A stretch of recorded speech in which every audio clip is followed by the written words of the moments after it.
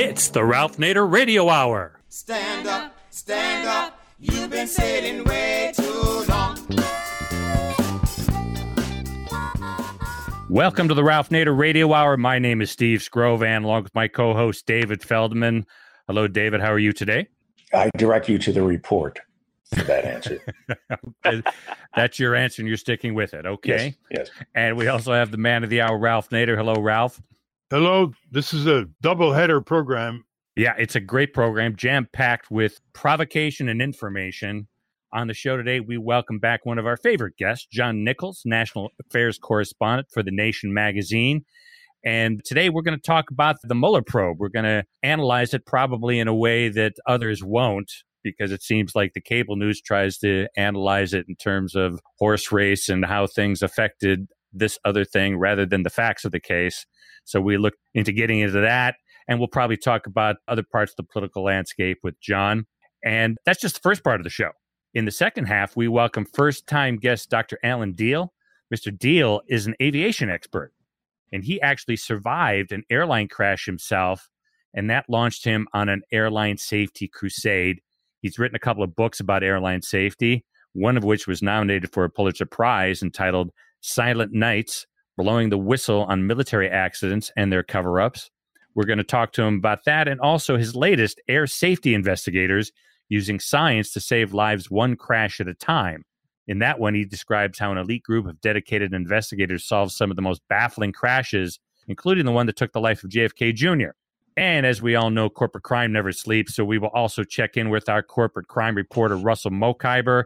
But first, let's talk some politics with our good friend from Wisconsin. David? John Nichols is the National Affairs Correspondent for The Nation magazine and host of Next Left, the Nation's podcast. He is the author of Horsemen of the Trumpocalypse, a field guide to the most dangerous people in America, published by Nation Books. He's also co-author with Robert W. McChesney of People Get Ready, The Fight Against a Jobless Economy and a Citizenless Democracy. Welcome to the Ralph Nader Radio Hour, John Nichols. It's a pleasure to be with you. Yeah, welcome back, John. Just before we get into your reaction to the Mueller report and the Mueller hearings in the House of Representatives, I just want to note something you may not be aware of. Former Senator Mike Gravel, who read the Pentagon Papers in a celebrated one-person hearing years ago on the Vietnam War, found himself responding to a telephone call from two young kids. I guess they were 17 and 19, and they had read his work on deliberative democracy, on having binding national referendums, and his work with legal scholars on this. And they said, Senator Gravel, why don't you run for president? He said, are you kidding? You know, he's 88, living in California. But these youngsters insisted, and they actually got him to agree. And the story was written up in the New York Times Magazine a few Sundays ago. And they got over 65,000 donors to meet one criteria to get Senator Gravel on the debates with the other presidential candidates. That's a criteria set by the Democratic National Committee. The other one, he had to be supported by 1% or more in 3 national polling companies. One of them polled his name, and he got over 1%. The other 2 didn't even list his name, and he didn't get 1% because he wasn't listed on the poll. These are corporate polling companies. And so he's blocked from being on the debate coming up with the presidential candidates in Detroit. Did you know that? I did know that, and I've followed what's been happening with former Senator Gravel, and I'm sorry he won't be in the debate, because the fact of the matter is that at this early stage in these very crowded debates, what you need most of all is clarity. What you need is people who will say blunt things that may shake the process kind of out of its doldrums, if you will. And for all the punditocracy about these debates, the fact of the matter is that only in a few moments did the first 2 get to anything that might be referred to as a substantive policy discussion or a deep policy discussion. John, you mentioned that former Senator Gravel could bring more clarity to the Democratic primary debates. And here's an example. He's putting on a statement saying that the contrast in the upcoming election is between democratic socialism and Republican socialism. which is a brilliant pro and con bit of nomenclature, because Republican socialism is Wall Street, corporate welfare, bailouts, handouts, the corporate state, what conservatives call statism or crony capitalism, and democratic socialism is full Medicare for all, a living wage, tuition-free higher education, a reform of the tax laws, and a redirection of public budgets from the military empire boondoggles to rebuilding America community by community and its public works. So there, right there, he coined the contrast. It's democratic socialism or Republican socialism. What do you think of that nomenclature? I think it's absolutely useful. And as long as we're, playing with the language a little bit and saying some more things, we could also say investment, right?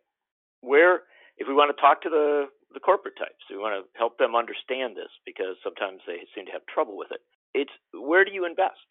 The Republicans, and the Trump administration especially, is very, very interested in investing in tax cuts for the rich, tax cuts and, literal giveaways to corporations and regulatory changes that are in themselves another form of giveaway, even investment, because the deregulation makes it much easier for corporations to peddle their stock and to promote themselves to pump up their so-called value.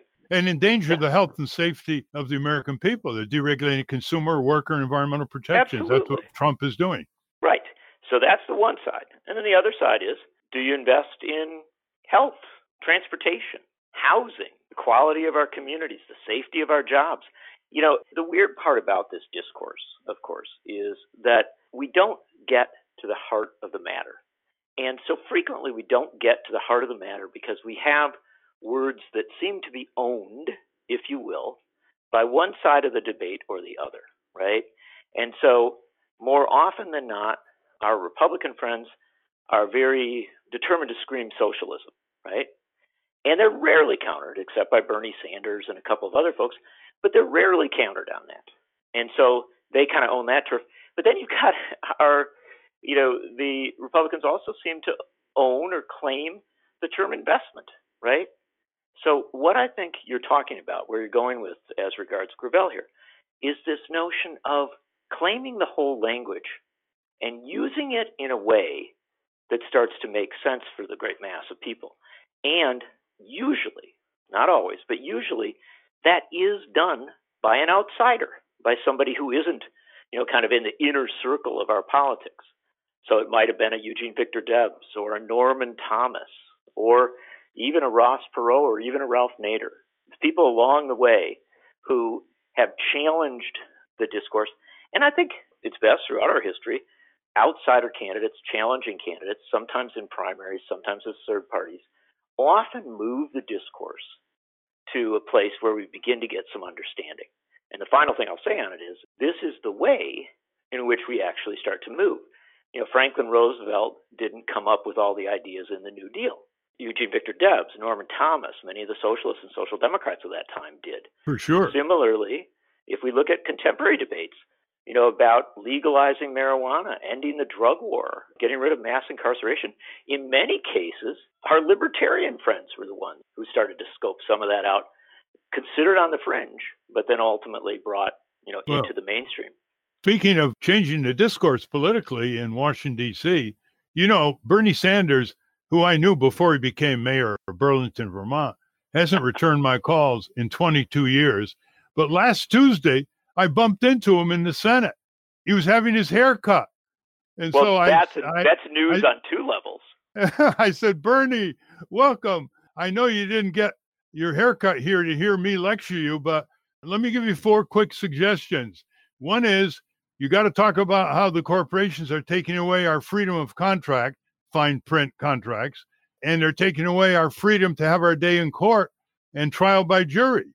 And second, you might want to talk more about corporate welfare, right down to all these ballparks and stadiums that are funded by taxpayers for the billionaire sports owners, instead of the money going to neighborhood recreational facilities in cities around the country.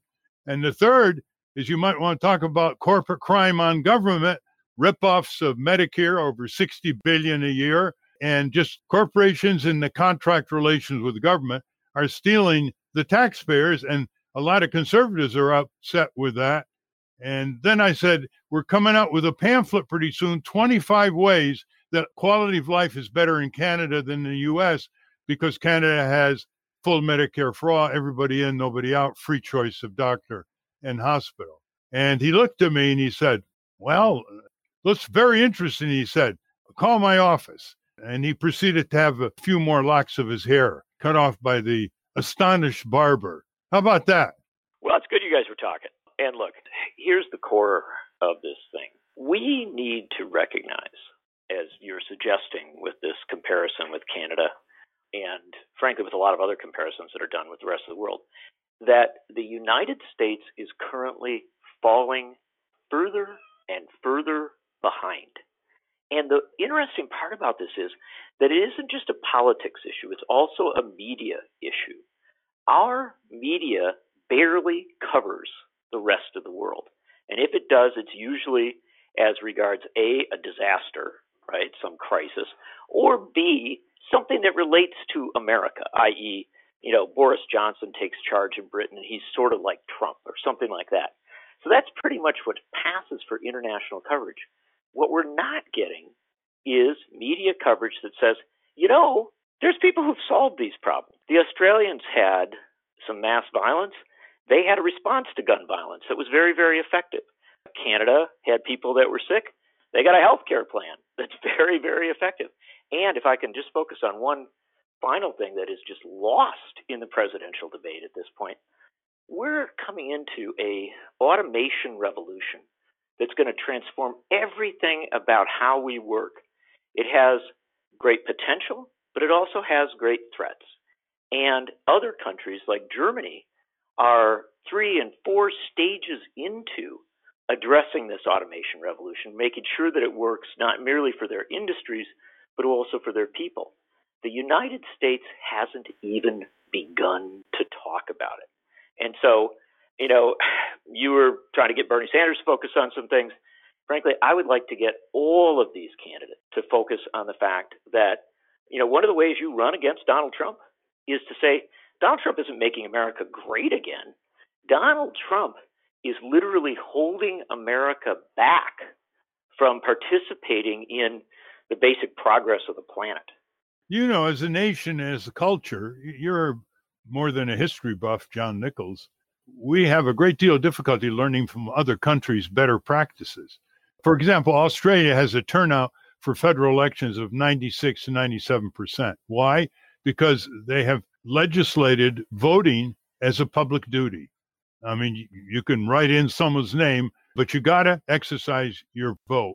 And there are no politicians in Australia spending money and time begging people to go to the polls. Well, why don't we learn from that? Even Barack Obama thought that was an interesting idea. And there's so many examples. And you remember Michael Moore's documentary where he went to Europe and elsewhere and said, hey, look, they're doing things better there than we're doing. That was one of the movies that flopped.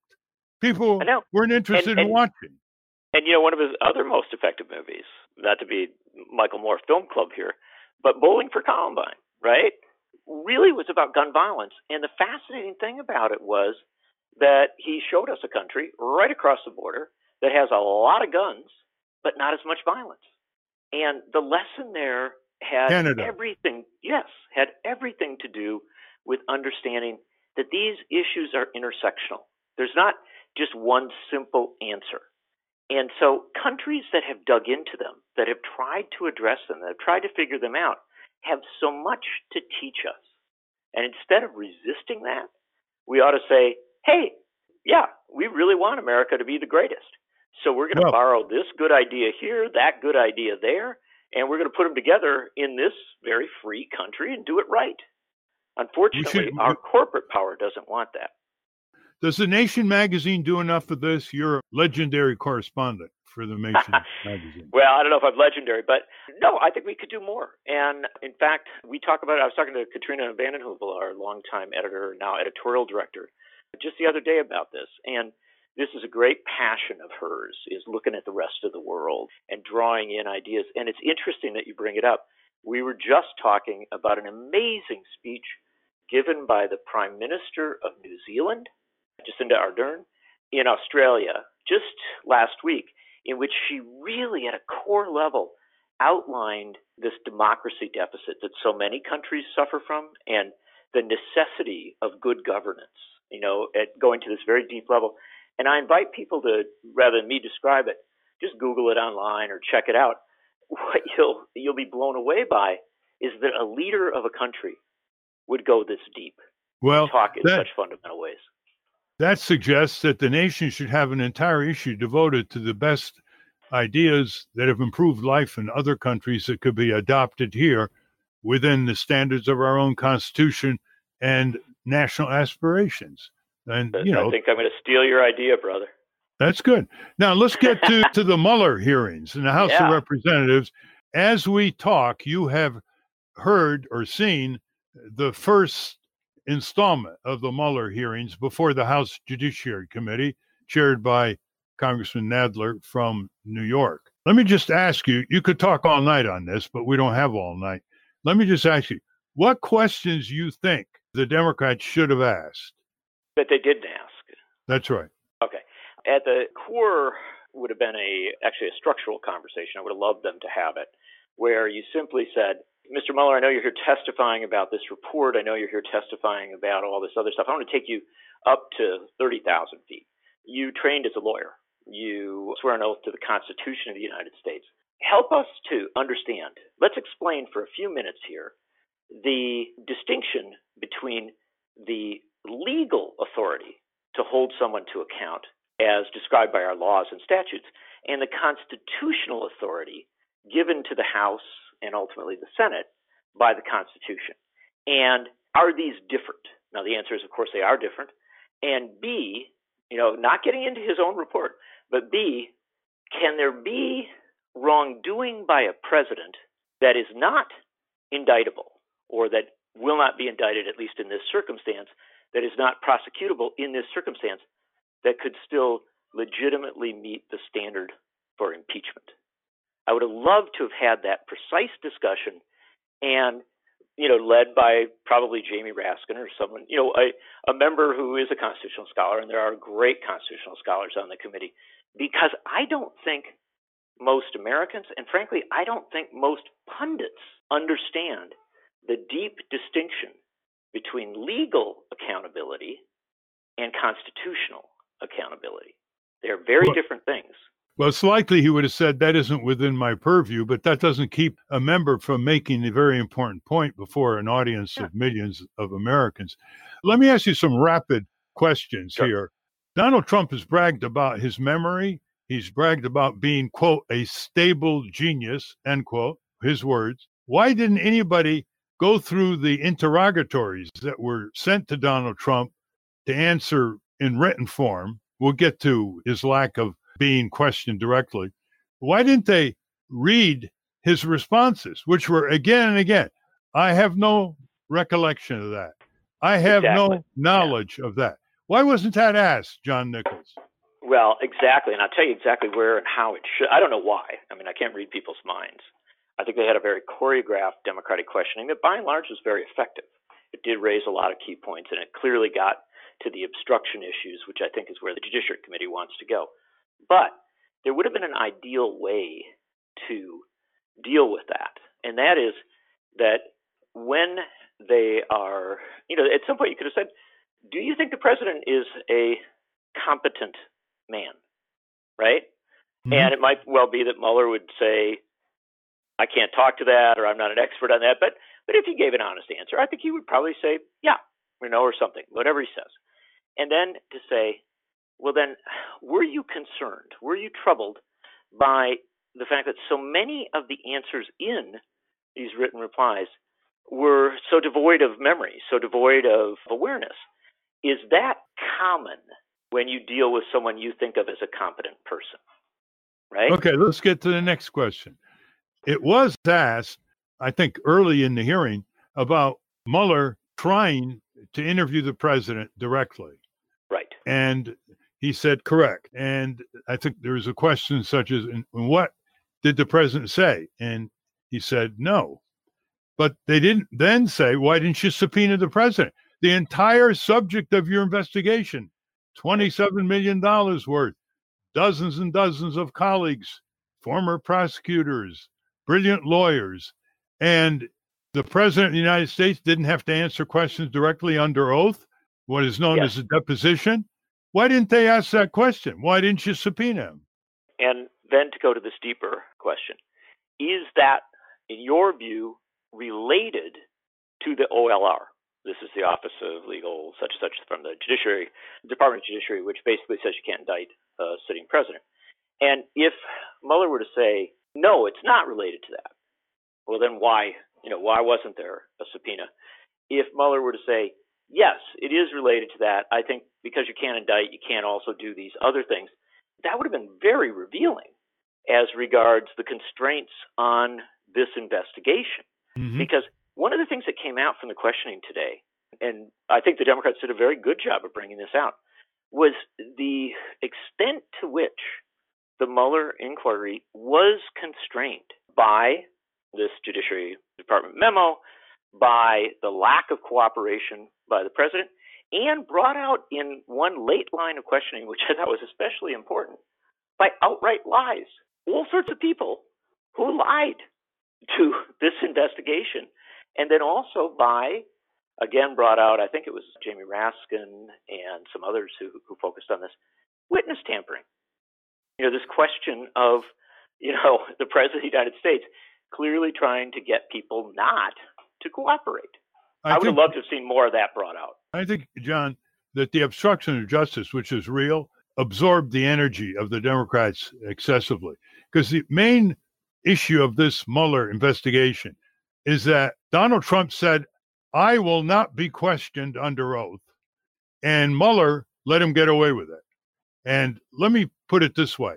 Why didn't the Democrats challenge this so-called memo in the Office of Legal Counsel, Justice Department, that a sitting president could be not indicted for a crime? What's the constitutional basis for that? There's no Supreme Court case on that. And the Democrats over month after month have accepted that as if it was legal gospel. There's nothing in the Constitution, in the impeachment authority, or any other place in the Constitution that says that Congress is thwarted in its impeachable authority because of this legal counsel under both parties in the Justice Department, apparently, saying you can't indict a sitting president. What if Trump committed a homicide? Nobody would argue in legal circles that he could not be criminally indicted for that. Why don't the Democrats get down to the basic issues, which is, one, he did not use subpoena power to directly question Trump under oath, and everybody who knows Trump know he would have perjured himself and got himself into real trouble. And the second is, why didn't they challenge this Office of Legal Counsel barrier? Well, I mean, this gets to something you and I have been talking about for, since I've known you, and that's a very long time, and that is the imperial presidency. And the problem with the imperial presidency is not the president. The problem with the imperial presidency is the Congress. The Congress of the United States too frequently allows presidents to define the extent of their power. And that is a surrender of constitutional responsibility. Now, we have seen minimal, very, very minimal efforts by the House to claw back a little bit of power on things like declaration of war. And Barbara Lee and Ro Khanna and some other members have been great on this issue. But by and large, our Congress allows the President of the United States to operate as an imperial being who really does realize what Trump claims. Trump runs around saying that the second section of the Constitution allows him to do whatever he wants, right? Now, that's completely false. It's always been false. And yet, why does he think that? Well, with all due respect, I think that he reaches that conclusion because for so many decades, the Congress has allowed presidents to do pretty much what they want. Well, I've said that President Trump is the most impeachable president in American history, hands down. He has defiantly and openly refused to faithfully execute the laws of the land, the health and safety laws that save lives and prevent disease in this country, for example. He has enriched himself and his family, violating the Emoluments Clause of the Constitution. He has brought disrepute and disgrace with his wild tweets and bigotry and misogyny and obscenities to the White House, which the founding fathers thought would be an impeachable offense. He has obstructed justice. And most recently, and this alone would be an impeachable offense, he's obstructed the House of Representatives from exercising its constitutional duties to investigate the executive branch. And yet, Nancy Pelosi, the Speaker, apparently has silently amended the Constitution to say that they would not pursue an impeachment inquiry unless it reflects majority public opinion. Somehow I don't see those last few words in our Constitution. Well, and of course it's also ahistoric, right? It's anti-historical. The fact of the matter is that an impeachment inquiry is never usually demanded by everybody, right? Yep. You get there at the point where people know enough to say, hold it, something bad here has occurred. Imagine if in 1973 folks had said, look, we just can't look into what Richard Nixon's done as regards to Watergate and all these other things because he just got reelected by an overwhelming majority. If that was the standard, right? And believe me, I think today you might hear that. But if that was the standard, Nixon would have been protected simply by the fact that he won an election. The American promise, the American constitutional promise is that we have elections. But once you are elected, you don't become a king for 4 years. You can be held to account during those 4 years. This is well established in the Constitutional Convention of 1787 and in the debates that followed it. And yet also, we seem to have forgotten that. I may say, John, that the televised hearings about the impeachable offenses of Donald J. Trump by the House of Representatives would change public opinion quite dramatically. He's had a soliloquy with the American people. He's painted himself as the greatest thing ever, the most successful presidency with no real equal mass media rebuttal. And that includes his tweets. And after a while, you can understand why only about 42% now of the American people would like to see an impeachment inquiry get underway. But it would, I think, very significantly expand if the House of Representatives did its job. In the last few minutes, let's talk about Iran. We have John Bolton, the national security advisor to Trump, and Mike Pompeo, the Secretary of State, two complete outlaws, government outlaws. They've never invoked the rule of law. They don't respect international law, federal statutes, Geneva Conventions, or the Constitution. They want war with Iran, and they have said it again and again in their terms of their threats. And Trump understands that if he gets into an Iran quagmire, which will make the Iraq quagmire look minor by comparison, notwithstanding the horrific casualty toll there, that he will lose control of his daily reality show, and the headlines would focus on the war. So tell us about your articles which say no war without a congressional declaration. Well, it goes to the heart of what we were just talking about, doesn't it? Because we have no assurances that our Congress will stand up and do what it's supposed to do. But we do have signals that at least some members of Congress want to. And one of the most important things that happened, again, if we had a media that actually covered everything that mattered, everybody would know about this. But of course, we got a media that tends to cover gossip more often. But if we had a media that covers everything that matters, people would know that about a week ago, the House of Representatives, in deliberations as regards to the monstrously large defense budget, included a number of resolutions and components that reassert congressional authority. And one of those was a very well-drawn bipartisan statement that says that the president cannot declare war with Iran or cannot attack Iran without consulting Congress. And then it specifically says that the previous authorizations of the use of military force from 2001, 2002 cannot be used as excuses by this president to go to war with Iran. So it's very specific, very useful statement, and it is being policed, if you will, by Congressman Ro Khanna from California, by Congresswoman Barbara Lee, by Congressman Mark Pocan, and a handful of others who really are pressing the point. And this is vital because I fear that because of, both political and media malfeasance, a tremendous number of Americans may not be aware that we're not supposed to go to war without congressional approval. And this tremendous number of Americans who frankly don't want a war with Iran or some sort of fight, some sort of military quagmire with Iran, they have a power to assert their concerns. And that power is with their members of the House and Senate, and they ought to go first to their Republican representatives. Because the interesting thing is, while the Democrats have been imperfect on this, and so have the Republicans, especially people like Mitch McConnell, there are a number of Republicans who have sided with Ro Khanna and Barbara Lee and folks like that to say, no, we've got to reassert the Constitution.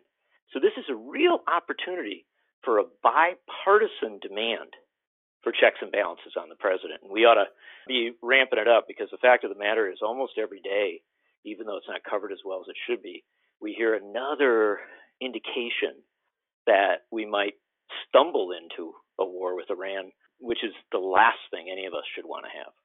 John Nichols, inform our listeners, this resolution you're talking about, basically warning the Trump administration not to go to war against Iran without congressional approval.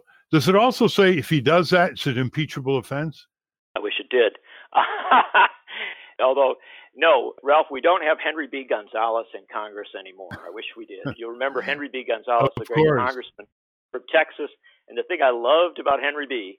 was that, he was just a lawyer from down there in San Antonio, but he did know his Constitution. And every time a president went to war without consulting Congress, he would come to the floor of the House and move, or not every time, but often, I would say, he would move an impeachment resolution. He did it repeatedly.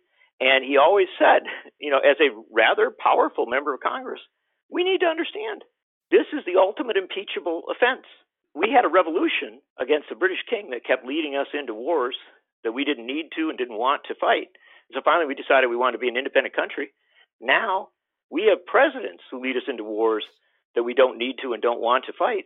And yet we're not holding those presidents to account. In the last couple of minutes, Steve, David, any questions or comments of John Nichols? I've got a question on a different subject, John, and this has to do with Representative Ilhan Omar and a podcast you did with her recently. And there was a little dust up about that because Donald Trump had tweeted a claim saying, quote, Omar was looking down with contempt on hardworking Americans.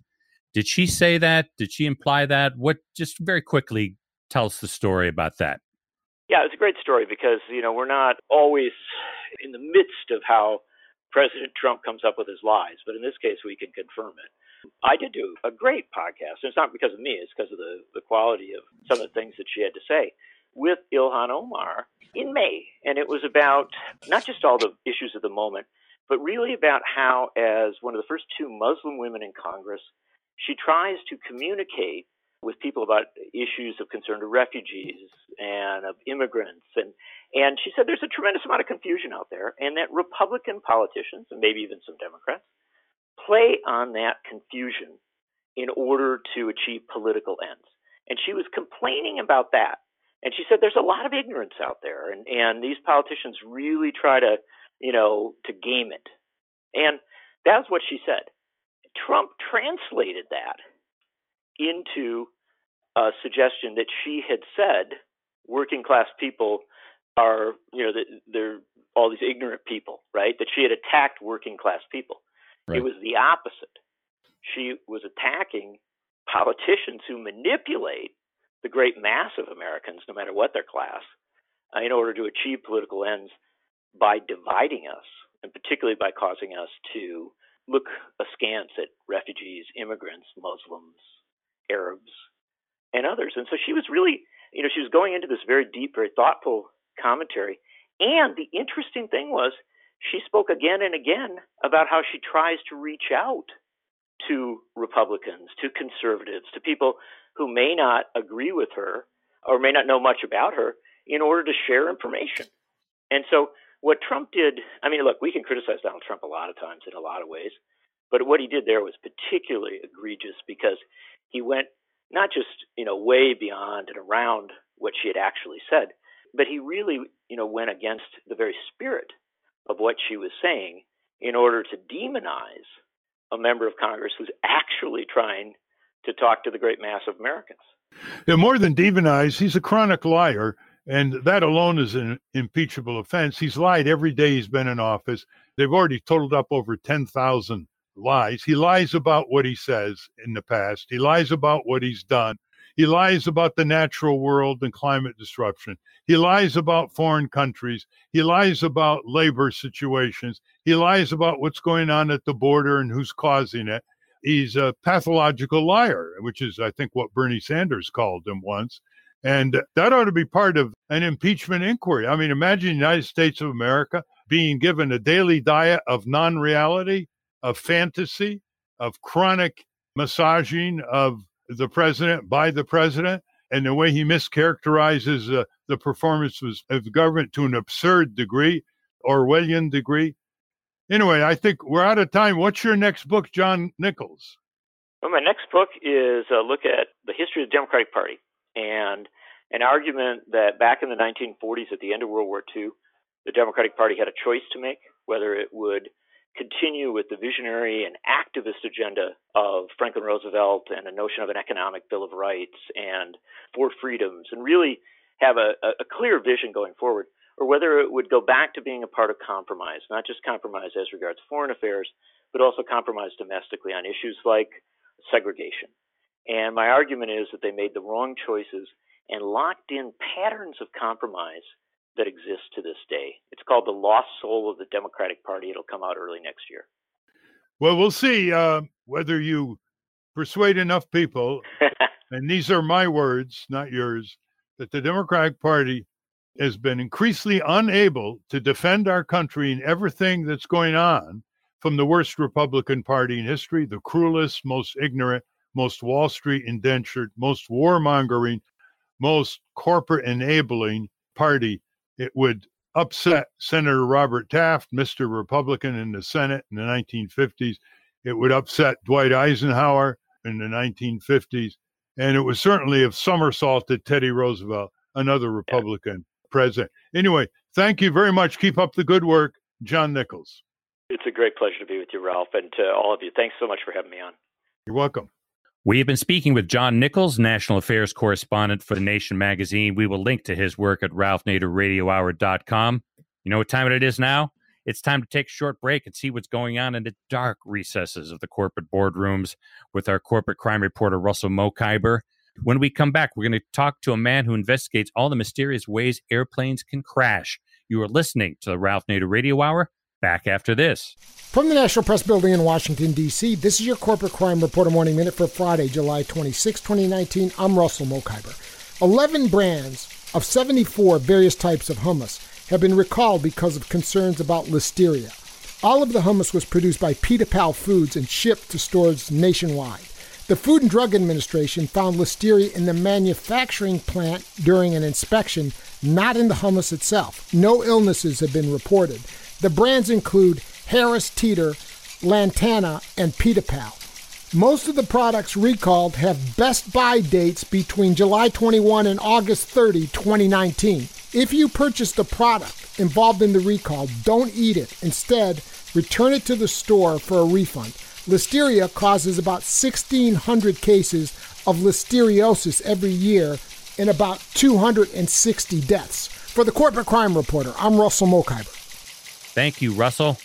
Our next guest narrowly survived a plane crash and launched a lifelong crusade to improve aviation safety.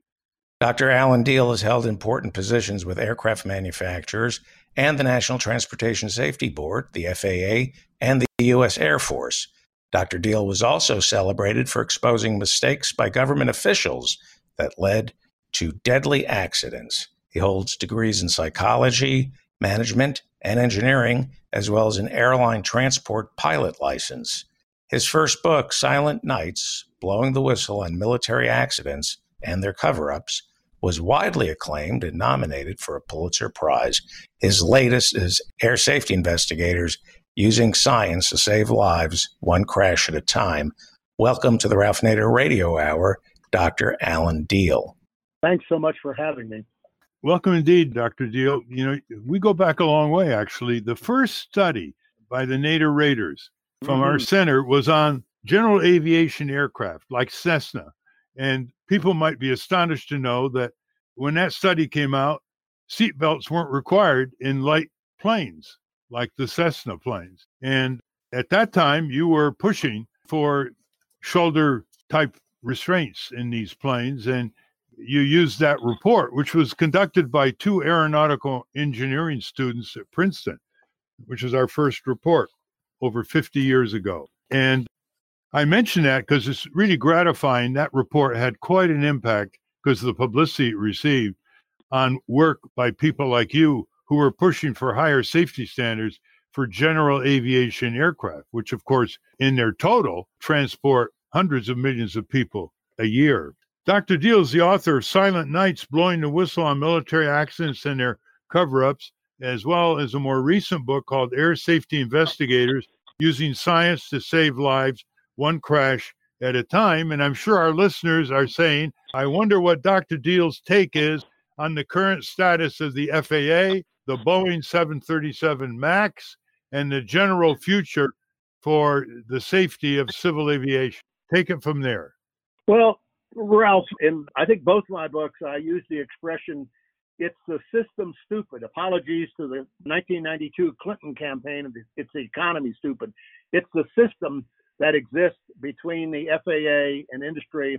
And, frankly, in 1978, when Congress deregulated the U.S. airlines, that became the template for the world. The world looked to American procedures and policies to affect their airlines and their manufacturers. So when we deregulated the airlines in this country, the rest of the world eventually followed suit, but it affected more than just the airlines. Everything became a bottom line enterprise, and the aircraft design also went that route. And so it was much easier to modify existing aircraft like the 737 than it was to develop new ones. Everything was being driven to reduce cost. And one of the things was they were going to replace the flight engineer and go to automated 2-pilot cockpits. And I was, after working for the NTSB for a few years, the FAA hired me as their senior human performance expert. And the FAA administrator called me and said, what about this automation, Al? This is 1980. His name was Langhorne Bond.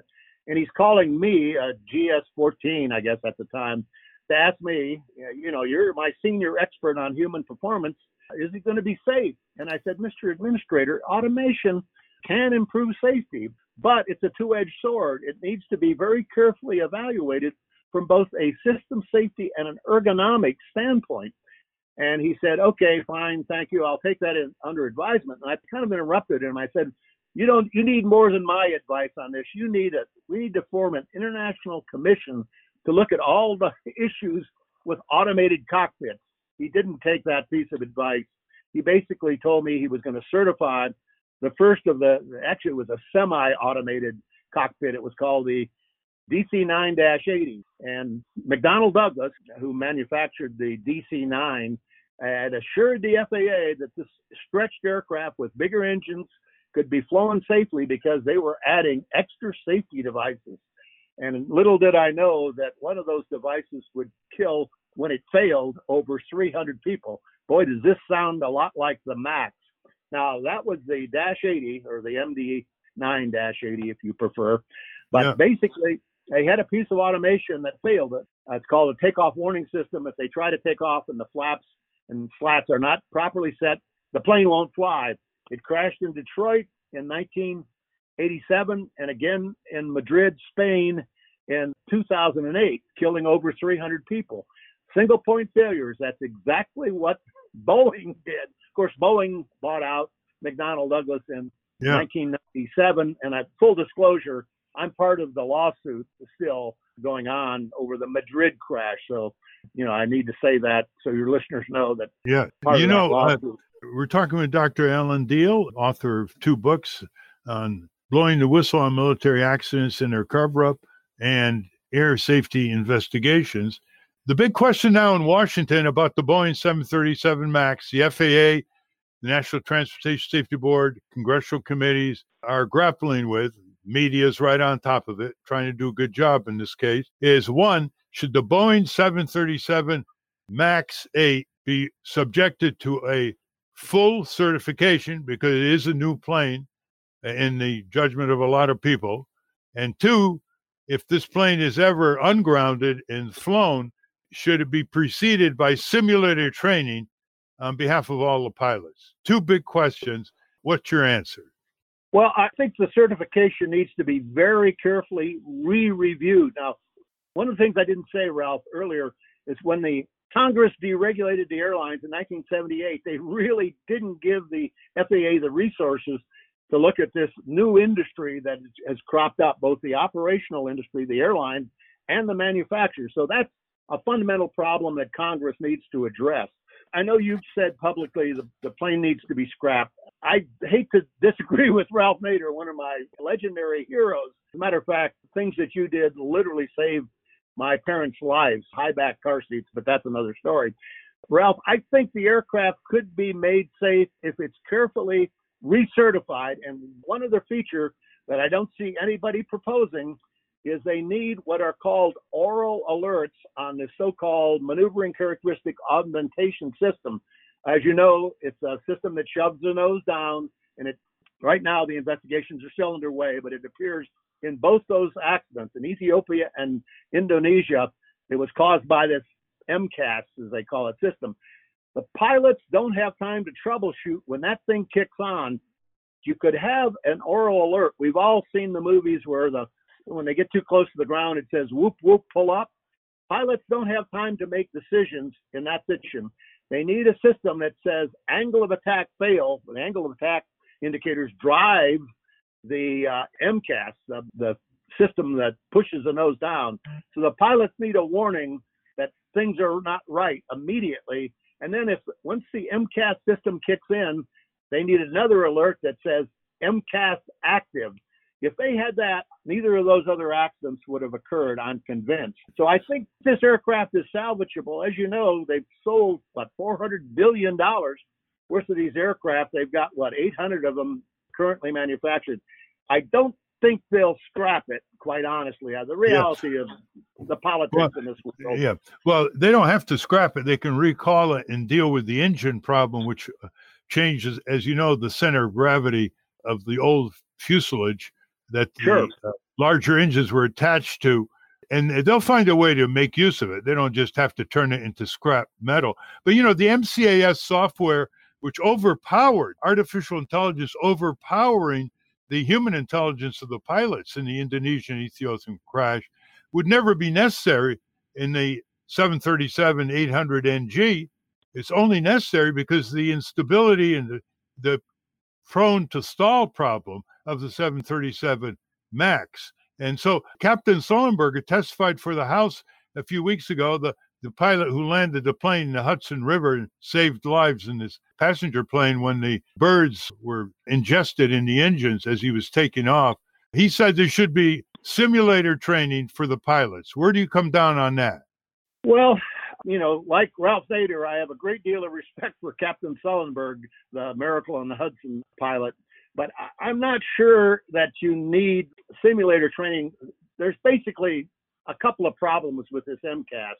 And Boeing claims, and the FAA is looking into this, that they're making all these software fixes. So they're not going to it's not going to be driven by a single angle of attack indicator anymore. It's going to be both angle of attack. It can only push the nose down once. In those two accidents that occurred in Indonesia and Ethiopia, that it kept shoving the nose down.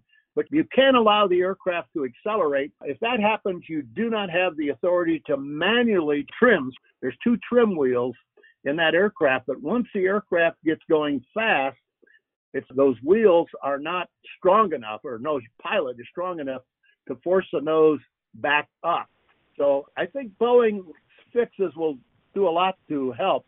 I know certainly Captain Sullivan is well respected. They also discovered that the simulators don't replicate this increased force on the trim wheels, which needs to be fixed. So I don't know that I would absolutely, there are just not that many simulators out there right now for the MAX. I think, they're coming off the production line, but it might be years before they could get enough simulators out there. And I think the reality is, even though the Canadians have talked about mandating it, that may happen, but I don't think it will.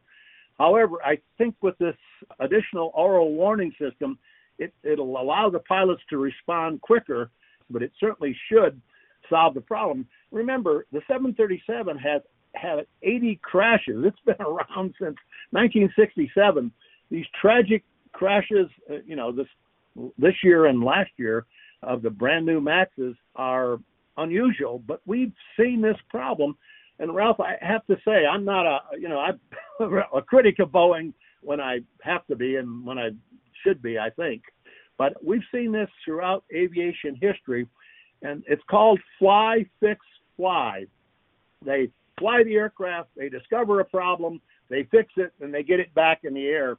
As a matter of fact, it goes back to the Wright brothers. The first aviation fatality, ironically, was caused when Orville Wright was flying a guy by the name of Tom Selfridge there at Fort Myers, right there where you're at in Washington, D.C., and they couldn't quite get the performance out of that Wright flyer. It had 8.5-foot diameter propellers.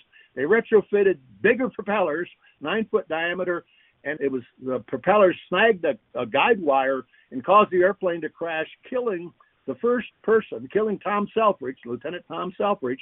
But they fixed it, months later and got the performance out of the aircraft. And of course, it went on to be a fairly successful aircraft in 1918, 1919. What I'm saying is we've seen this over and over again. What the difference is that this is one of the harbingers of the future, where we're relying on software to fix hardware instead of fixing the hardware. You remember those crashes in Colorado and Pittsburgh with the 737 in the 1990s. They were flying that plane year after year. Nothing happened. Then 2 crashes, almost 200 people were killed. And they found there was a rudder problem.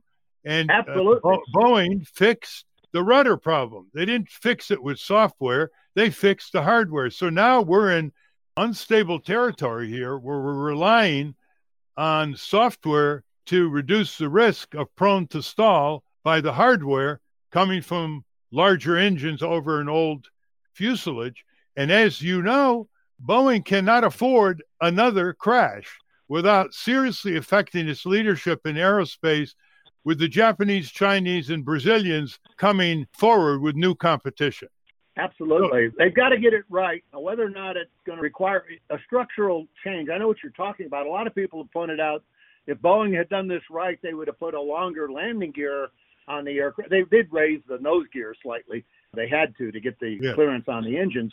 Yes. But if they had left the engines at a lower level, like on the NG and the earlier 737s, and just simply put a new landing gear, a longer landing gear, they could have probably accomplished that. But Ralph, I think that would take years, but to get that aircraft recertified, and I will wait and see. Now, I do think there may be some interesting data and information and maybe even criminal charges coming out of these various investigations that are ongoing. Yes. But the issue of literally redesigning and relocating those engines is going to be a difficult one. We've seen aircraft that are very dependent on automation. And now it's a military F-16, for example, is a fly-by-wire. It's been around for decades. And that plane can't fly without the computer, as you well know. They better be awfully careful, Boeing and the FAA, that whatever modifications, even if it takes several more months than they would like, they'd like it back in the air, by the fourth quarter of this year. But I'm saying, no, maybe you better look more carefully at better software. I'm not sure that will prevail in our, in an ideal world. We'd say, okay, relocate the engines. Yeah, put a longer landing gear. You probably would have to change the wing and so on. And that would take years. And I think the reality is it's not likely to happen. But look at the risk to Boeing if they have 1 or 2 more crashes due to they're ignoring traditional aerodynamic stability principles. If they have 1 or 2 crashes, it will seriously question Boeing's leadership in the aerospace industry in the world. And they should listen and read about what happened in Britain. In the 1950s, Alan, Britain was a leading aerospace industry. And they produced the Comet jet, which crashed several times. And that ended the British aerospace industry leadership in the world. And it's easy to say it's either Boeing or Airbus. So they all have heavy orders and they're in overtime, and Boeing is not going to go away. But we now have three major competitors on the way for narrow-bodied passenger aircraft: Sure. Japan, China, and Brazil. And so just in Boeing's own interest, they better be very, very careful of going into terra incognito, which is trying to fix an unstable hardware problem by a software fix, glitch, stitch, whatever, that cannot anticipate all the various configurations that can confront pilots. And I agree, having software that only pushes the nose down once or twice is better than the software that the Indonesian pilots didn't even know was on their plane, that pushed the plane down over 21 times before it went into the Java Sea. But still, there's this risk that I've just pointed out. Well, thank you very much, Dr. Alan Diehl. You've given us a very useful sum up of the situation. The Boeing marketeers overruled the Boeing engineers. That's a great summary of what happened. Thank you very much, Dr. Alan Diehl, author of Silent Nights, Blowing the Whistle on Military Accidents and Their Cover-Ups, and the more recent Air Safety Investigators, Using Science to Save Lives, One Crash at a Time. Thank you for Ralph, being on the program. Thank you so much for having me, Ralph. It's very gratifying to be on a show with you. You're certainly one of my role models, and anything I did was influenced by what you did many years ago. Thank you, sir. That's why we do the work. Thank you, Alan. We've been speaking with airline safety expert Dr. Alan Diehl. We will link to his work at ralphnaderradiohour.com. I want to thank our guests again, John Nichols and Dr. Alan Diehl. For those of you listening on the radio, that's our show. For you podcast listeners, stay tuned for some bonus material we call the Wrap-Up. A transcript of this show will appear on the Ralph Nader Radio Hour website soon after the episode is posted.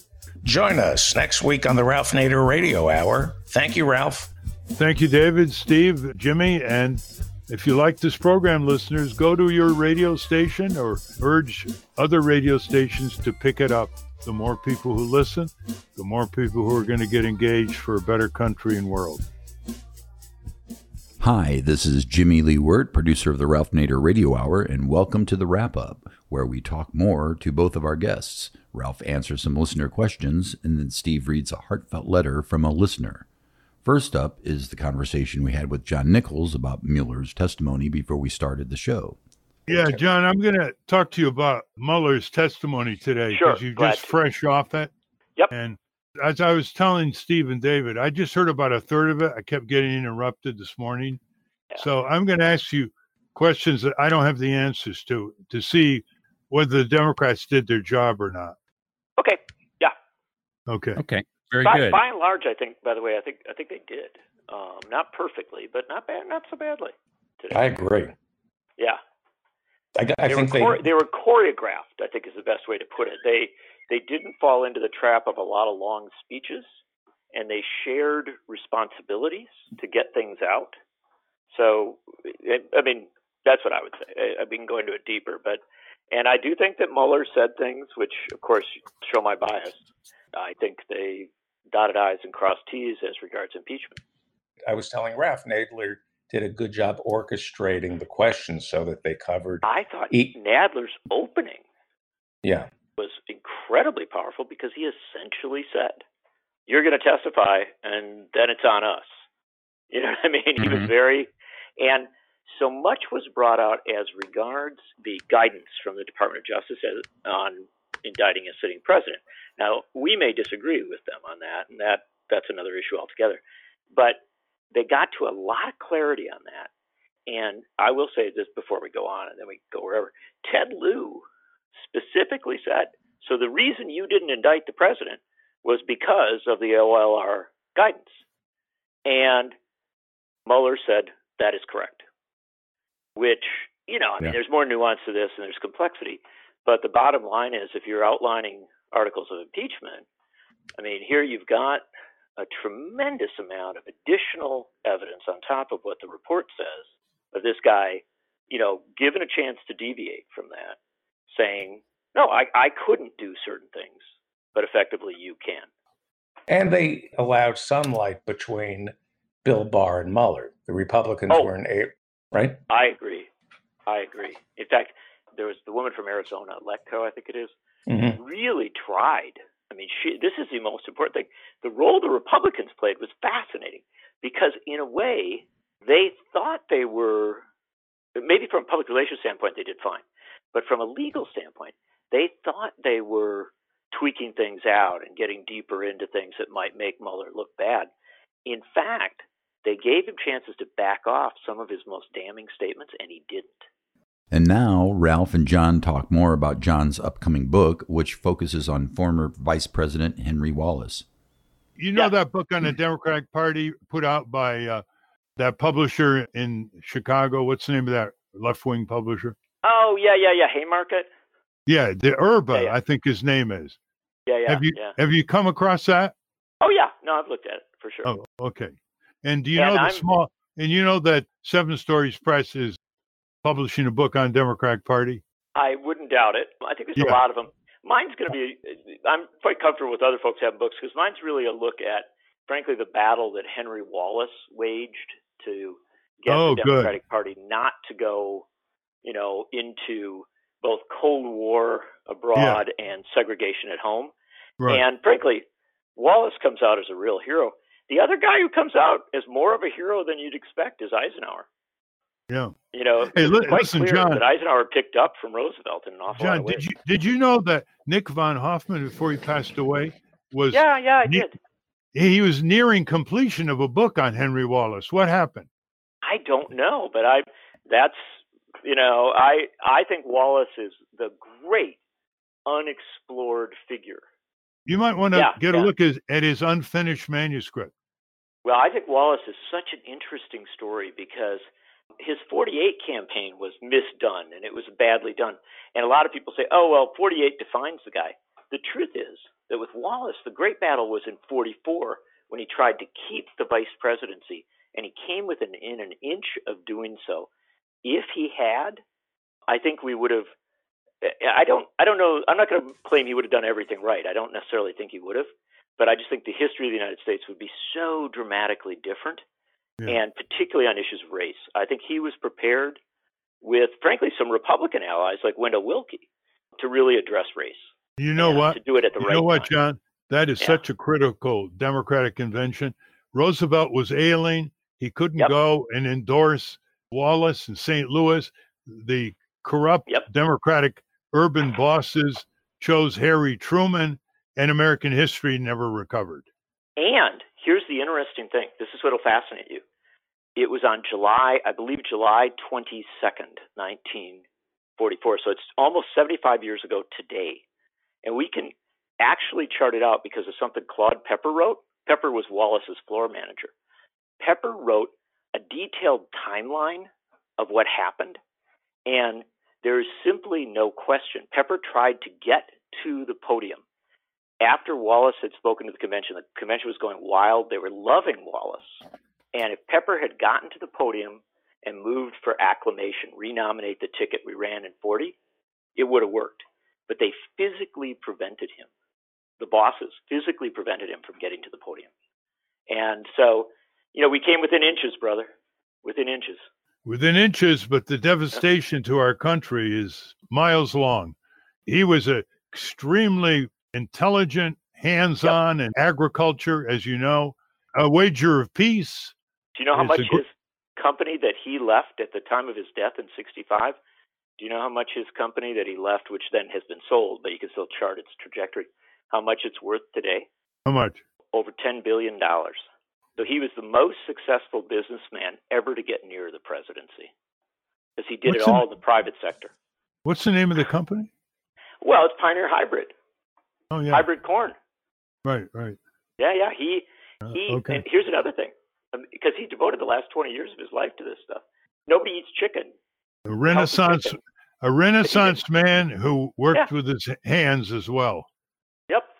And who in one of his last statements warned Johnson, because he was still talking to these guys, warned Johnson about Vietnam, said, don't do it. You do Vietnam, you're going to wreck the whole thing. So he was always ahead of the curve. And another example in American politics where the worst are first and the best are last. We should have just recorded this. It would have been just as good. Yeah. Take care, my friend. Yeah, the David McCullough take is the wisdom of the smoke-filled room that gave us Harry Truman. Oh, boy. Yeah. Now we continue our conversation with Dr. Alan Diehl, starting with Ralph asking Dr. Diehl about his investigation into military accidents. So just to get to something that we've worked on and you've worked on, in 1989, we put out a report called Defective Defense, How the Pentagon Buys Weapons That Do Not Work, and how many casualties there are off the battlefield to soldiers, Air Force people, and naval people in our country. And you have written a book on this back in 2002, just before the invasion of Iraq, called Silent Nights, Blowing the Whistle on Military Accidents and Their Cover-Ups. And you've pointed out that there are cover-ups, that the law of torts shields the manufacturers of these military weapons from accountability and courts of law on behalf of the families of the victims. And you've given a lot of examples. I just want you to give our listeners 3 examples of just how bad the situation is. In fact, you've said 500,000 U.S. soldiers have died since 1776 from preventable causes and preventable injuries and preventable trauma. And that in recent years, more people in the armed forces die in training accidents or defective equipment than on the battlefields in Iraq and Afghanistan. So the 3 I want to ask you about are the USS Vincennes, the Osprey helicopter for the Marines, the V-22, and the notorious Bradley armed vehicle. Can you give us capsule descriptions of why you have written about these 3 tragedies in your book? Let's start with the Vincennes. Well, of course, Ralph, what happened on the Vincennes was a breakdown in crew coordination. As most of your listeners know, that was a cruiser that was in the Persian Gulf, and it shot down an Iranian Airbus airliner when it was misidentified. The displays that the captain was looking at did not provide an altitude readout. He thought he was engaging an Iranian F-14 that was, he thought, descending towards his warship, his cruiser, and he made the decision to fire 2 Standard Arm missiles, which killed over 300 Iranian civilians, and of course led to, some people think, a lot of retaliation, even though we've never been able to prove that the Iranians formally retaliated. But this was basically an ergonomics problem and to some extent a crew coordination problem, because one of the sailors aboard the warship knew that that was not an F-14, but he couldn't get the captain's attention. So combination of bad training and bad human factors, ergonomics on the equipment led to that terrible tragedy. That was back in the late 80s, as I recall. And the Pentagon attempted to cover up, saying that this had all started because, does this sound familiar, Ralph? Because Iranian gunboats had threatened this cruiser, so which was really not true. Anyway, I believe the second problem you mentioned, I don't know if you had a follow-up question on the Vincennes, but no, let's go to the Osprey. The helicopter, Marines wanted their own special helicopter. Tell us what happened. Well, basically, it almost sounds a little bit like this MAX 8 problem with the 737. It was rushed along. It was inadequately tested at the time, and there were some innate design defects. It was a very different type of helicopter. It was a helicopter, an airplane that turns into a helicopter. Very high rotor loadings, as they say, very difficult to fly. And there were 2 major crashes that the Marines had. Of course, their initial reaction was to blame the pilots for not knowing what they were doing. And there were a series of mechanical problems before that led to fatal crashes, including one shortly after it was rolled out where the test pilots were flying it. But that was due to a wire that was misconnected. The next one occurred when they were flying back to Quantico, and there was a sort of an O-ring that failed. They lost power, and the plane went into the Potomac. But the 2 that really got everybody's attention occurred after the aircraft was operational. Now, we've lost several since then, but the airplane was basically a less than stable, difficult to fly aircraft. And you had to be very careful about not getting into the downwash of another Osprey, because of the high velocity rotor downwash is something that can cause, if you will, another V-22 flying in formation to go out of control. And that's, I think we killed 22 Marines out in Arizona when that happened. And that was followed by another crash where the Marine pilot, was the most experienced Osprey pilot in the Marine Corps. So again, that was certainly an aircraft that was not ready for prime time. Yeah. Even though I will tell you that in many ways, the military does a better job of operationally testing this equipment. I don't want to get off into what happened to me at the Air Force Safety Center, but when I was fired, I was sent over to the Air Force Operational Test and Evaluation Center, and I was surprised to learn that the military in many ways does a better job of testing their equipment. They require line pilots to fly the equipment before they buy it, not just test pilots. And of course, we don't do that in the FAA world. But there was a third problem. I'm sorry, I don't recall what. But just one quick follow-up. Is the Osprey, which has killed over 35 Marines already, is the Osprey being produced now? It still is, and it's widely deployed. When I heard about it, I thought it had a function perhaps in special operations, but I didn't think it was the best vehicle for day-to-day hauling, as they say, the beans and bullets and bodies, because it's a very specialized piece of equipment, but it's fast and it was glamorous, and the military and especially the Marine Corps wanted it, and they were not going to take no for an answer. So they, of course, that plane through. It is still widely used, and it is being produced. And as a matter of fact, the Navy just selected the Osprey for its carrier onboard delivery. They're replacing a fixed-wing aircraft that's probably a lot safer with the Osprey. The Osprey has the ability to hover, so they can move equipment from their aircraft carriers to their destroyers, which is probably why they picked it. So it's a unique vehicle, but it's still a difficult aircraft to fly. And of course, we saw the problems the Marines had with the Harrier vertical takeoff jump jet, with a much higher accident rate than other fighter planes in the military. Let's move on to the Bradley armed vehicle. Yeah, the Bradley, again, this is the case where it was prematurely deployed, and it turned out to be a disaster in many ways during the first Gulf War. It simply was not survivable on the modern battlefield. Now, they've retrofitted additional armor.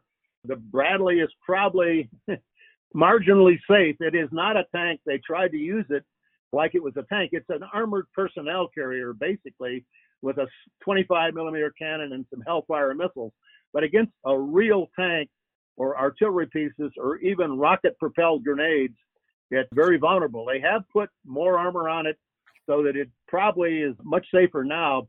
But the military has a long history. The problem with all of this, Ralph, as you know, is the military investigates its own accidents. They call them mishaps, but that's just another way of downplaying this. There is no NTSB for the GI. There's no National Transportation Safety Board to independently look at the cause of accidents. So what I saw in my several years of working at the Air Force Safety Center and working with the Army and the Navy safety centers is that there's a lot of cover-ups going on, and that's what eventually got me fired. The worst fratricide since Vietnam. 2 Air Force F-15s shot down 2 U.S. Army Black Hawks. They killed 26 people over the northern no-fly zone, and they wanted me to participate. A general had caused the accident by canceling the crew resource management training. He called it, I won't use the word, but the initials are BS. He thought it would undermine, it's a crew coordination training program that has worked very well in the airlines. I started it back in 1978. I wrote the recommendation as an NTSB investigator. It's now mandated for all airline pilots around the world. But this one general didn't want his radar operators or fighter pilots to have this training, and they shot down these 2 U.S. Army Black Hawks. They killed 26 people, the worst fratricide since Vietnam. I would not go along with the cover-up to protect this general, and I found myself no longer an Air Force safety investigator, but fortunately I had low friends in high places in the media, and they couldn't outright fire me, so they demoted me and sent me over to the Operational test center. But anyway, there is no real whistleblower protection in the government, no matter what is on the books. Well, one thing we know about you, Dr. Alan Diehl, is that you bring your conscience to work. And one of the reasons why all these cover-ups on these disasters for people in the armed forces is one of the reasons is that the Pentagon has never allowed its budget to be audited. It's violating federal law since 1992. They had a little minimal audit. It only cost $400 million, and the various sections of the armed forces failed recently, and Congress has never been able to get them. And one of the reasons is that they want to cover up. They've got the so-called black budget, which has supported certain weapon systems that haven't been safe and involved in a cover-up, as you report. And now Steve asks Ralph what he thinks of Dr. Diehl's assessment of the future of the Boeing MAX 8. David, Steve, any concluding questions or comments to Dr. Diehl? Well, Ralph, it's interesting to hear Dr. Diehl talk about the MAX 8 because you would like, and you've been encouraging consumers to refuse to fly on the MAX 8. Dr. Diehl seems to be saying that it's probably inevitable that it'll come back. How do you reconcile your position with Dr. Diehl's? Well, because I really believe, however difficult it is for Boeing, the alternative is even more horrendous if various pilots from various planes are not protected by this new software, which is delayed in being sent to the FAA for approval by Boeing, which indicates they're having a lot of trouble, that the alternative is even more horrific. That Boeing had $20 billion they were ready to spend on stock buybacks in December of last year, which they've suspended. And they had money to have $50 billion in stock buybacks earlier, which doesn't create any jobs. They have been disinvesting their own company. The officers and the board of directors have now a career conflict of interest with their own company, Boeing, and that if they have all that money, they can use it to make the proper hardware corrections and replacements for the Boeing 737 MAX. Because the alternative is even more horrific for innocent passengers abroad, innocent airliners abroad, if they have one or two or three more crashes due to preventable aerodynamic standards ignored in the blueprint design of the 737 MAX by the Boeing executives, who overruled, by the way, their own engineers who put up warning signals and were not heeded. Dr. Diehl, does that comport with your thinking too? Well, absolutely. Ralph is, as always, I agree with Ralph. I simply said on other broadcasts, they let their marketeers get ahead of their engineers, and he's right. They overruled. They wouldn't allow the engineers to design the aircraft the way they wanted to because they had to get it out in the marketplace because the Airbus, the latest Airbus called the 320neo, was getting a lot of sales, so they rushed it through. Big mistake. Now, maybe the stockholders need to change some board members, and certainly the government needs to do an in-depth investigation as what the role of the FAA in overseeing this was. It may well be that the MAX will go the way of the British Comet, that jet, the first jetliner, because it had a series of accidents.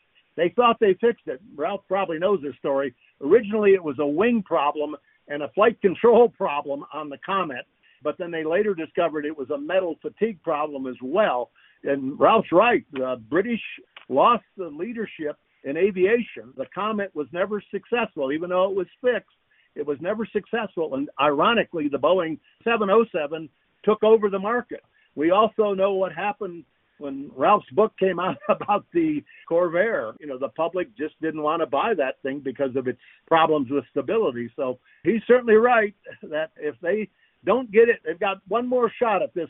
They better make sure they do everything. Another thing they could probably do, Ralph, and I understand about the innate stability. I'm not an aerodynamicist, but they could probably put an MCAS kill switch, which is a little redundant, in the cockpit so that you can manually fly the aircraft. If the MCAS is acting up, there's a way of shutting it off now with the so-called trim cutoff switches that are at hand, but they have to hit two of them. They may want to think about a single cutoff switch that says MCAS cutout But whatever they do, they better get it right. I'm sure Ralph's right about that. If there's more accidents after they claim they fixed all the problems, then Boeing's in big trouble and the MAX is a dead duck, if you'll pardon the analogy. Hey, Dr. Diehl, Alan, are you getting any airtime on PBS and NPR and other programs on all this Boeing stuff? Well, Ralph, I've been on probably 20 or 30 programs, both radio and television, talking about this, basically saying similar things that we talked about. It'll be interesting to see what happens from a criminal standpoint. I sent you some talking points about how this deregulation problem devolved, eventually produced the MAX problems. But clearly, you're probably aware that Boeing bought out McDonnell Douglas in 97. And what happened is the losers, McDonnell Douglas, took over Boeing and turned it into a marketing company, moved the headquarters from Seattle to Chicago. Yep. And I don't think a lot of the senior engineers, I think many of them, they tried to save Boeing from itself, but they just couldn't do it because the bean counters from St. Louis, McDonnell Douglas, had taken over and everything became bottom line profit for the a lot of engineers quit too. You're absolutely right. I think they were so frustrated. And then, of course, they tried to get rid of the union on the 787 by moving a lot of the production to South Carolina there. But, the other thing that if we'd had more time, I would have said, the problem with all this automation is it's dumb and dutiful. And if you've got sensors like a single angle of attack indicator that's causing a problem, the computer doesn't know what the heck's going on, and it's got in the current or early version of the MCAS, it had so much force that they actually miscalculated the amount of trim that system was going to put in that was 4 times as great as they thought it was going to apply. So the pilots just couldn't overwhelm it with stick force, pulling back on the control yoke. And, of course, once they allowed the jet to get fast, the forces on the stabilator, the tail, were so strong that those little trim wheels couldn't fix it. But, of course, the other thing we knew, it's all about recognizing the problem quickly, Ralph. And we saw that the day before the Indonesian crash. As you know, there was a third pilot in the cockpit. He saw these manual trim wheels moving. They were being moved by the MCAS. And he thought it was trim runaway because that's what the pilots were trained on. That's right. They didn't know. The crime here was not informing the pilots that the MCAS system was aboard, that Boeing broke its promise to always keep the pilots in the loop. Airbus is basically told the pilots, you just program it and leave it alone. Boeing has said, no, you're going to be in the loop. And we've seen that fail Boeing several times, not just in these 2 crashes. But anyway, the pilots didn't know the system was aboard. They didn't know how it operated. And most importantly, they didn't know how to shut it off. That third pilot, the day before the Java Sea accident, said, hey, shut off the trim. And they did. They threw the so-called cutoff switches that are right there between the pilots, and they survived. But unfortunately, that wasn't communicated. Apparently, the defective angle of attack sensor was still on the jet when it took off the next morning, and the maintenance people couldn't duplicate it. A lot of times you can't duplicate this stuff. Like you're saying about automation, you got to really know what it is. First of all, you got to know what's installed. Secondly, you got to know how it operates. And thirdly, you got to know how to shut it off. And they were wrong the day before. He thought it was a runaway trim, which is a common problem, not a real common problem. It occurs in these Boeings, starting with all jetliners and even light planes will have runaway trim. So when that happens, you got to stop that from going on. And in the Boeing cockpit, I'm not type rated in the Boeing, but I've sat on a lot of jump seats, and you can see these trim wheels. I've never seen a runaway trim, but they used to train that in the simulators back before the MAX, that they would give them these runaway trim problems, and they would actually show them in the simulator, if you wait too long, Ralph, you cannot. Now, I'll grab that trim wheel and try to stop it, and they couldn't do it. So the pilots physically couldn't. By the way, just going back to your first book, Alan, are you aware of the poisoning of the drinking water at Camp Lejeune that was covered up for years until there were so many leukemia cases and the Marines covered it up, and then one of the Marine people there blew the whistle and wrote a book on it? I've heard about it, Ralph. To answer your question, I was not involved with, I didn't know. I didn't. That's another one. About it. That's another one to add to your list. The book is a brilliant book, an inside story. A guy like you, he said, enough, we're not going to cover this up. His family, I think, were sick because they had military housing in the area. They kept allowing these chemicals to contaminate the wells. And it was Detroit all over. That was a civilian problem in Michigan, not Detroit, I guess. Flint, absolutely. Yeah, this is much worse than Flint, and it went on for many years. You should get that book, and whenever you write on this, you might want to incorporate that. That's a great point. Thank you so much. And incidentally, Ralph, we lost a real ally. There was a congressman in North Carolina by the name of Walt Jones. I know him. He was a friend of mine. Well, you probably know he passed away about 6 months ago. Yeah, great Republican, anti-war Republican, great courage. Yeah, he called me up. I didn't know who. I knew he was the Freedom Fries guy. I'd seen that on television. Remember when France wouldn't back us? Yeah, right. But when he found out there were no WMDs, he voted with the Democrats to censure Rumsfeld or whomever. But the funny thing about Walt, I should call him Congressman Jones, he called me up and he basically said, I heard about your book. Please send me a copy. I sent him a copy. Incidentally, I hope you got a copy of my latest book. Yes, I have it right here. I have it right here. But anyway, Jones said, hey, Al, I wish you were with me. I'm going to go in tomorrow morning. If you were in Washington, I would bring you with me because I'm going to go into the Commandant of the Marine Corps and give him a hard time about that V-22, the two V-22 accidents. As you know, the second one was actually I think it was in North Carolina. He was from North Carolina, but anyway, the widows were from North Carolina, and he really thought the V-22 needed to be fixed, okay? And he wanted the Marine Corps to exonerate particularly the four pilots that were killed, or four crewmen were killed. And he said, I'm going to talk to the Commandant of the Marine Corps, and if you were in Washington, Al, I'd bring you with me. And he said, what should I say to the Commandant first, right off the bat, when I walk into his office? And I said, well, Congressman, I know you're the Freedom Fry guy. Forgive me for quoting a French philosopher, but open the book to the last page. And he said, oh, yeah, here it is. To the living we owe respect.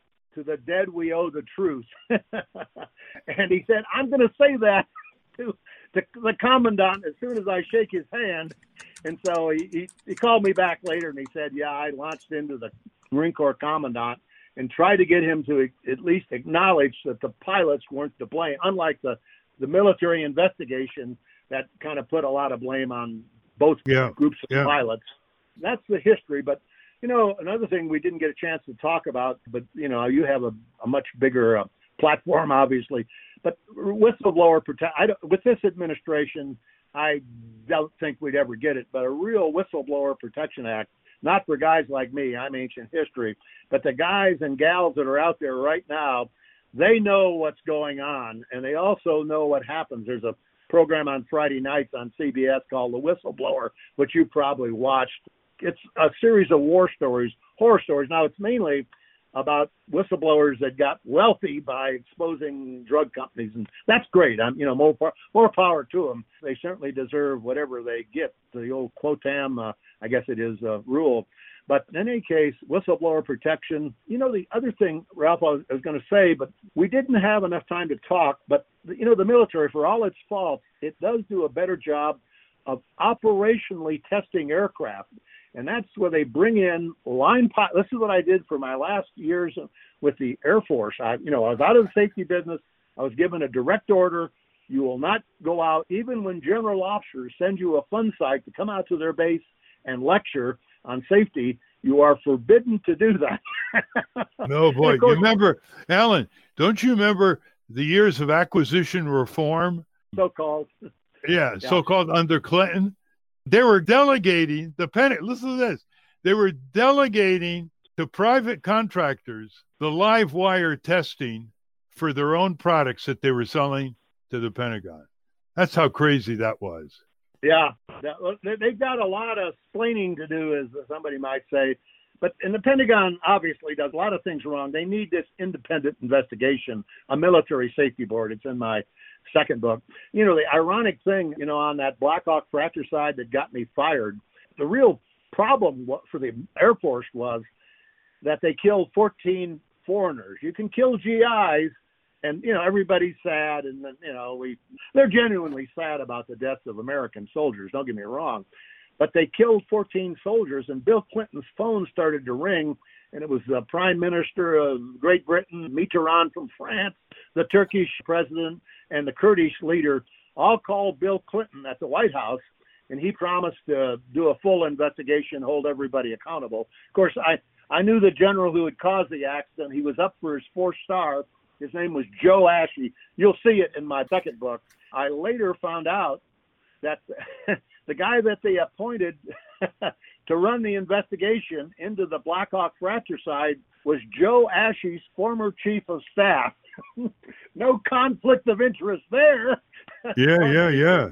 For getting excited, but when I heard it was his chief of staff, I knew that it was going to be I didn't know at the time, but when I started researching this second book, somebody said, well, you know who that guy was, don't you? He was the chief of staff of the guy that caused the accident. So he got his 4th star. But well, there's a lot to talk about. Maybe we'll do another show in a few months, Alan. Oh, sounds good. Good luck with all your work. I'm so sorry to hear about your grandniece. Well, Clearly, it drives us every day. She was such a great young person. Oh, boy. I think she had a great future ahead, and what a tragedy. I've seen you talk about her on the tube. But I know you got places to go and things to do.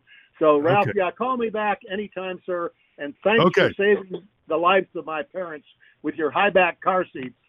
That literally saved their lives. Wow, that's so gratifying. Thank you very much, Alan. Now it's time for listener questions. All right, we're going to do some listener questions. We're catching up on a few of those. And one of these questions, the first question, has to do with the recent show we did with Walt McCree of the Public Banking Institute. We heard a lot from people from a group called the Alliance for Just Money. And we're going to take one of those questions. So, David, why don't you do the honors? This question comes to us from Virginia Hammond. It's regarding Walter McCree's talk about public banking. She says, public banks are a bandage on a money system that does not work. Mr. McCree accurately describes our current system as one in which the money supply is created by private bankers as debt credit money. Allowing public banks to do the same is a bandage that does not address the core problems of our existing money system, special privilege for a few, and the demand for exponential growth on a finite planet. The money system itself must be changed to a public money system in which money is created as an asset, just as coins are created today and entered as income and an asset on our government accounts. For a fuller explanation, please read U.S. Money, What It Is, Why We Must Change, and How We Can. It is available at booksellers or at usmoney.us.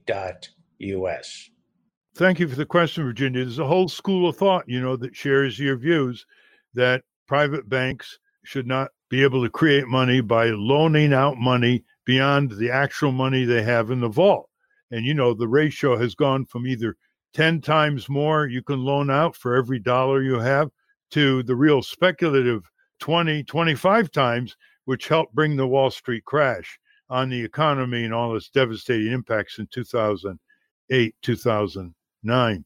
But public banking does solve one problem, and that is that the investment of public funds by municipalities and states, such as in California, should not be handed over to the Wall Street banks and be subjected to huge fees and distortion of investment priorities. That money, the public budgets, the pension funds, other working accounts, should be held by a California state-owned public bank like the bank in North Dakota for proper priorities in investment and securing the most efficient use of these funds without draining them by sending huge fees to Wall Street brokers. The bigger question you raise is one that the monetarists, whatever they call themselves, the new ones, the old ones, have never been able to successfully explain in simple language that the economic textbooks don't deal with it. They're very conventional, as you know. And so I'd say for your school of thought, and we had similar questions from Howard Switzer, who listened to the program, as well as Paul Lebo. The first item of business is how to develop a presentation that people who are very confused by monetary theory and monetary policy can understand. Congressman Dennis Kucinich tried to do it near the end of his political career, which was ended by gerrymandering in Ohio, but he didn't have much of a chance to get on the mass media. Thank you for bringing it up. Thank you. This next question comes from John Glasscock. He says, "Hi, Ralph. I don't think I've ever missed any of your programs since I discovered it a few years back. It's crazy that you don't get more coverage. It seems like Andrew Yang has taken many, if not most of his policies from the topics that you've discussed on your program. I'm just curious, is there any reason why you never mention him on your show?" Well, you know, he's one of 24 candidates running for the presidential nomination, and we haven't yet decided to start going through each one of them and what they stand for. We're trying to focus more on civic advocacy and the kind of issues that we think are important that aren't being discussed. But Andrew Yang, you know, he made a modest fortune as a young man, and now he's spending some of it running for president. He's gotten quite a bit of press, and he's most known for a universal basic income proposal, that everyone should be given a universal basic income, which would abolish dire poverty. And he shows how it can be done economically. It's quite interesting to listen to. But once we start doing the presidential candidates, you know what's going to happen. Well, why didn't you do this candidate? Why didn't you do that candidate? So let's wait a few months and see how it shakes out. This next question comes to us from Paul Levy. He would like to turn over his business to his employees. He writes, "Hello, Mr. Nader. I'm a chiropractor who will be retiring this year and was thinking that instead of selling the practice, to instead somehow have the employees take it over, but I don't know how to do that. Do you know anyone who I can speak to about that? Thank you, and I enjoy your radio show a lot, Paul Levy." Yes, I do. He's a labor law expert. He works for Public Citizen Litigation Group. His name happens to be Paul Levy, so that's easy to remember, right, Paul Levy? So if you call his office, it's 202-588-1000, 202-588-1000, Washington, D.C. Indicate that I suggested you call him, and I'm sure he'll be able to answer your question in some detail. Good luck on that. All right. Thank you for your questions. Keep them coming. And finally, we truly wrap up with a letter to Ralph from a listener. Oh, you know what? I've one last thing, and this is not anything you need necessarily comment on, Ralph, but this just came in yesterday, and I thought it was pretty good. So I'm just going to read it to you so you know it, and you won't have to read it yourself. This is from a listener named Joseph Hoydilla. He says, "Greetings, Ralph. It was so nice to finally meet you in beautiful Litchfield County. I wanted again to give you my condolences for the early passing of your beloved family member, Samia Rose Stumo. She sounded like a beautiful young soul who has given so much of herself in a compassionate, loving way. I was so honored when you took the time to personally hand me a copy of Power, Inc. from the bookstore at the Museum of Tort Law in Winstead. I'm slowly digesting it and educating myself about the evolution of the executive branch acting more like a monarchy, the secretive nature of Congress and the Supreme Court. I am a 45-year-old truck driver who works 50 hours per week, but I feel that it is our patriotic duty for every citizen to work for a fair and equitable society. I'm especially concerned about the climate and the future of life on planet Earth. I started to listen to your radio show on WPKN out of Bridgeport about a year and a half ago. I'm not sure what it was, but it ignited something inside of me that has kept growing. My only complaint being that I don't have enough time to really cause the quote-unquote revolution that is needed. I would love to do this work full-time if I had an opportunity. One of the very first broadcasts that I listened to was with Chris Hedges and his latest book, America, the Farewell Tour. When the two of you were speaking, your collective vast life experiences put everything in perspective for me. Even though I'm a non-college working-class person, I feel that fulfilling civic duties such as writing our senators and representatives and getting involved with local and national matters fulfills something inherently spiritual. As opposed to listening to the corporate media, I listen to shows like yours and concentrate on solutions and simply surrender the results. For example, my wife and I are getting a petition going on corporate financing of campaigns. I don't know what will come of this, but I'm motivated by ethics and by civic responsibility. It is simply the right thing to do. So many folks complain about politics, but only a small percentage actually go out and make the change. You have brought this view into my consciousness. You are the best possible role model. I am eternally grateful to you beyond what words can relate. Finally, I'm in the process of writing a book about the climate crisis. It is very slow going since I've been working on it only when I have some downtime at work, about 15 minutes a day on my cell phone. I am writing it based on humanity losing the battle with climate change. In it, I am issuing an apology to the future for humanity's utter incompetence, mainly controlled by the corporate media. I am also going to write from the perspective of society having done the correct thing and explain how precarious the situation almost was, so it never repeats itself again. I'm also going to include the history of global warming and also include sources where folks could read the peer-reviewed literature. Ralph, I'm hoping that I get another chance to meet you here in Connecticut. I'm proud to reside in your home state and hope to keep learning and expanding while taking time to enjoy life as well. Your number one radio fan, Joseph Hodela. Wow, what an elevating letter. Woo. Yeah, I thought you'd enjoy that. You can wait years before you get a letter like that. Yeah. That's amazing. And that's a wrap. Join us next week on the Ralph Nader Radio Hour. Until then. Stand up, you've been sitting way